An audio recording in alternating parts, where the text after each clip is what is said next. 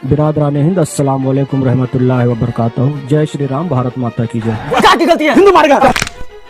अरे हिंदू भाई मारे गए, इससे हमें दुख है, लेकिन आतंकवादी हमारे देश में घुसे कैसे? आखिर ये सवाल कोई क्यों नहीं पूछ रहा है? आतंकी आकर के जी चाहे वहां हमला कर सकते थे। 2014 के बाद हमारे देश में लोगों को, नेताओं को बड़ा शौक है पाकिस्तान से तुलना करते रहने का। आपने क्या क्या काम किया? जय श्री राम। जय श्री राम। सरकार है, सरकार को बेच दो।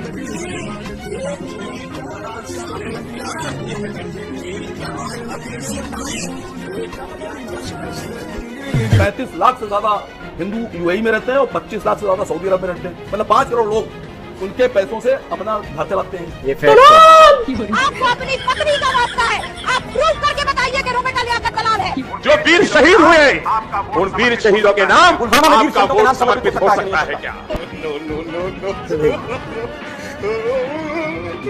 56 इंच का सीना दुनिया का सबसे बड़ा चोर है। आज मैं कुछ ऐसा वीडियो आप सभी के लिए लेके आया हूं, वो बहुत ही खास है, क्योंकि हमारा देश में अगर रोजगार की बात किया जाए तो जय श्री राम का नारा सामने से गूंजता है। हमारा देश का गोबरखोर और पेशाबखोर जनता को रोजगार नहीं चाहिए, उनको चाहिए मंदिर के सामने कटोरा। और इसीलिए मैं आज ये वीडियो लेके आया हूँ। सो हेलो दोस्तों, मेरा नाम है मोहम्मद अब्दुल हबीब और आप देख रहे हैं न्यूज फैक्ट। हमारे देश में लोगों को, नेताओं को बड़ा शौक है पाकिस्तान से तुलना करते रहने का। पर असली हकीकत क्या है मैं आपको बताता हूँ। चाइना और भारत साथ साथ आजाद हुए थे। आज 2025 में इंडिया की जीडीपी ग्रोथ रेट हर साल 7% है और चाइना की जीडीपी ग्रोथ रेट थोड़ा कम भी मान लें कि 5% है। तो इंडिया की जो टोटल जीडीपी है वो $3.5 ट्रिलियन है और चाइना की लगभग $18 ट्रिलियन है। और मान लेते हैं कि n साल में इंडिया और चाइना बराबर जीडीपी में आ जाएंगे, तो इसको मैंने बराबर कर दिया। जब मैंने खुद सॉल्व किया इसको लॉग लेके और हमने चाइना की सीरीज सॉल्व कराया डीप सीक से, तो n की वैल्यू लगभग 87 साल आई। यानी कि अगर हम आज खूब हाथ पैर मारें तो 87 साल तो हमें चाइना की बराबरी में लग जाएंगे। कैसे हम बराबरी करेंगे? जब तक हम सर्विस सेक्टर से मैन्युफैक्चरिंग सेक्टर की तरफ नहीं जाएंगे तब तक चाइना ऐसे आगे निकलता रहे। हम दोनों साथ चले थे मगर तुम आसमान में और हम गोबर में। चाइना कहां से कहां पहुंच गया और हमारा देश का जो भाजपा सरकार है आज भी गोबर का चप्पल बना रहा है। ये है दोस्तों हमारा देश का राजनीति। शिक्षा खत्म कर दो, इनकम का जरिया खत्म कर दो, इनकम का सोच खत्म कर दो, पब्लिक को गुलाम बनाओ। ठीक उसी तरीके से जिस तरीके से ये लोग अंग्रेजों का गुलामी करते थे, आज ये लोग पब्लिक को अपना गुलाम बनाना चाहता है। भाजपा और आरएसएस वाले को ये बातें याद रखना चाहिए कि इस देश में अभी भी मुस्लिम जिंदा है। मुसलमान ना उस दौर में गुलामी किया था ना इस दौर में करेगा। देखना कहीं इस चक्कर में तुम या तुम्हारा पार्टी दोनों में से कोई खत्म हो जाए। अंजना ओम कश्यप को जानते हैं आप लोग? बीजेपी और आरएसएस का जितने भी लोग हैं उन सब का नाजायज औलाद है अंजना ओम कश्यप। आपकी प्रतिक्रिया इस पर? बिस्मिल्लाहिर्रहमानिर्रहीम, रब्बि इश्रह ली सदरी व यस्सिर ली अमरी वहलुल उक़दतम मिन लिसानी यफ़क़हू क़ौली। बिरादरान हिंद, अस्सलाम वालेकुम रहमतुल्लाहि व बरकातहू। जय श्री राम, भारत माता की जय। अंजना जी, आपका नाम हनुमान जी की माता जी के नाम पर है। मैं 2 मिनट नॉन स्टॉप का आशीर्वाद आपसे चाहूंगा बस।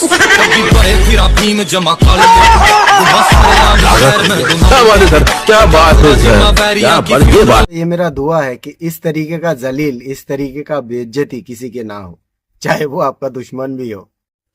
चलिए अब हम हमारा देश का जो भगवान है गोबर और पेशाबखोर का, हमारा देश का जो महामानव है, उनका वीडियो देखते हैं। वो भी एक वक्त था कि जब आतंकी आकर के जी चाहे वहां हमला कर सकते थे। 2014 के बाद गाँव माता के हमले पर सबसे बड़ी खबर इस वक्त आपको पहुंचा रहे हैं। आतंकवादी हमले में 25 लोगों के मारे जाने की आशंका है। 2014 के बाद आज जम्मू कश्मीर के पुलवामा में हमारे सुरक्षा बलों पर सबसे बड़ा हमला हुआ है और सीआरपीएफ के 44 जवान शहीद हो गए। 2014 के बाद रियासी जिले में श्रद्धालुओं से भरी बस पर हुए लगातार आतंकवादियों ने अंधाधुंध फायरिंग की। 2014 के बाद उन्हीं में हुआ है बड़ा आतंकवादी हमला। 2014 के बाद यात्रा पर 2 जगह आतंकवादियों ने हमला किया। हाँ जी, हमारे आने के बाद ही हुआ। ये सारे चीजें संभव हुआ है 2014 के बाद, क्योंकि 2014 के बाद आतंकवादियों को हमारे देश में आने का जरूरत पड़ा ही नहीं है। हमारा देश का सरकार खुद आतंकवादी है, भाजपा सरकार। इससे बड़ा आतंकवादी और इससे बड़ा दहशतगर्द दुनिया में कोई है ही नहीं। अभी दोस्तों भाजपा का एक नेता है जो बम्बई टेररिस्ट अटैक के मास्टरमाइंड है, जिसको अरेस्ट किया गया है, वो अभी भी जेल में है। जब रोजगार के ऊपर इनसे सवाल किया गया है तो ये मैडम क्या कह रही है वो सुनते हैं।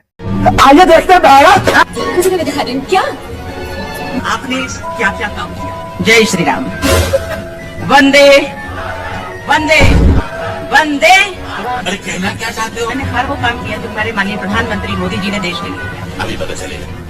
रेलवेज बेच दो, भारत पेट्रोलियम बेच दो, शिपिंग कॉर्पोरेशन ऑफ इंडिया बेच दो, कंटेनर कॉर्पोरेशन बेच दो, एयर बेच दो, LIC बेच दो।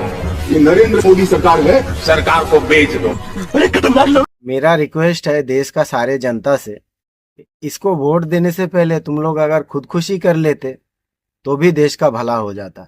एक स्टेटमेंट में था कि वो 1 रुपए 10 पैसे में बिजली दे रहे हैं। कहाँ पे है मेरे को बताइए। हाँ ये स्टेटमेंट यहाँ दे ही नहीं सकते क्योंकि प्रधानमंत्री का मैंने बोलते हुए सुना है। हम लोगों ने तो नहीं सुना। आपने अगर देखा हो तो आप बताइए, मैं उसका जवाब देने के लिए बैठा हूँ। रुको जरा, सबर करो।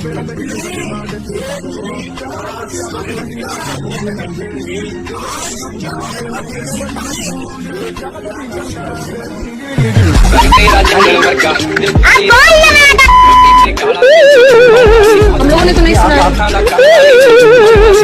थोड़ा सा भी भगवान ने दी हो जरा उपयोग करो।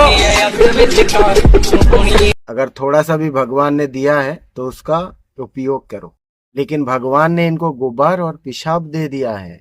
और ये हमारे भारतीय जनता पार्टी और RSS के लोग उसी काम में लगा हुआ है कि इन दोनों को मिक्स करके कैसे रोटी बनाया जाए और भक्त जनों को खिलाया जाए।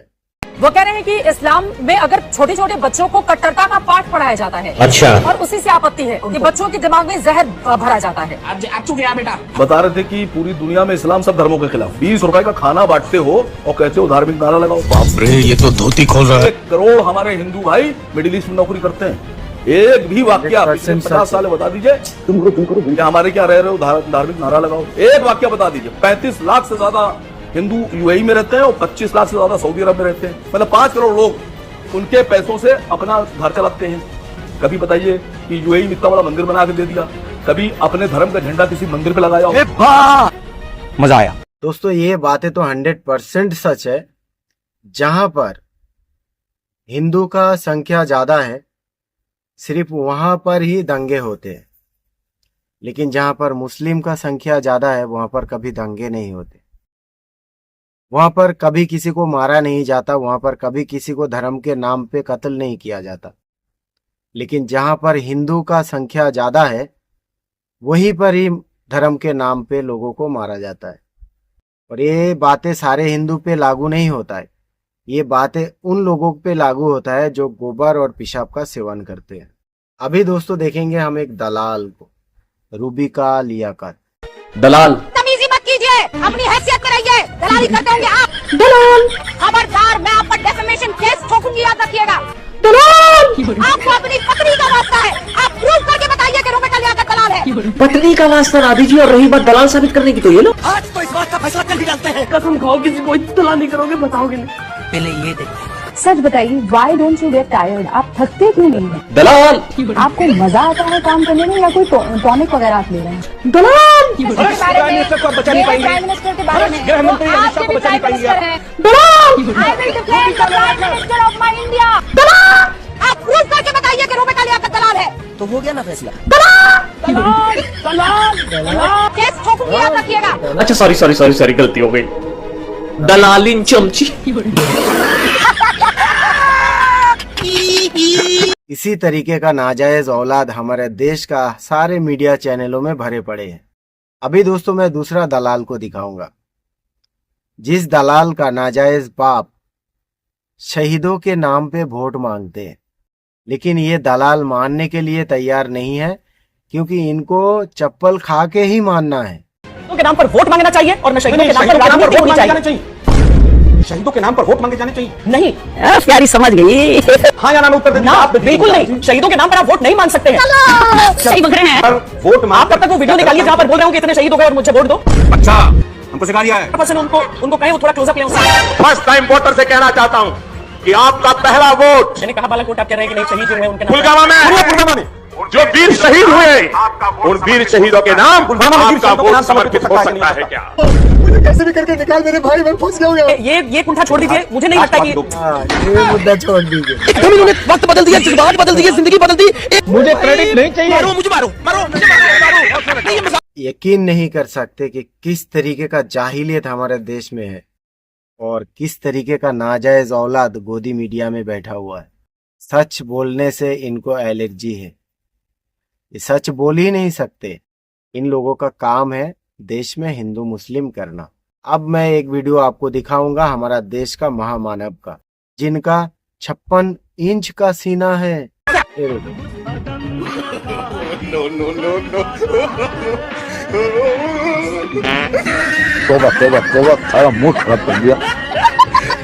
दोस्तों, इन सारे वीडियो से एक चीज तो हमारे सामने आता है कि हमारा देश का सरकार नाकारा है, कमजोर है, वो एक ढक्कन नहीं खोल सकता। और हमारा देश का जो गोदी मीडिया है वो लोग ये कर रहे हैं।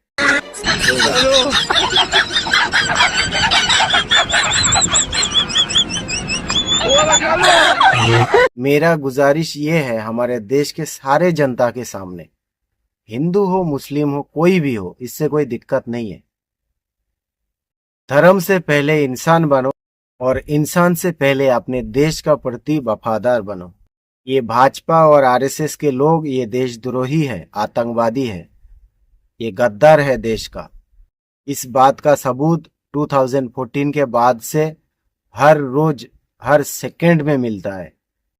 फिर भी हमारा देश का आरएसएस और भाजपा के लोग एक हाथ में गोबर दूसरे हाथ में पेशाब लेके उसको मिक्स कर रहे हैं कि कैसे इसको रोटी बनाया जाए। जब इनके सामने रोजगार का मुद्दा रखा जाता है तो ये चले जाते हैं जय श्री राम पे, भारत माता की जय। कौन सा पंडित कहाँ पे मर गए, ये राम मंदिर बना है कि नहीं बना है।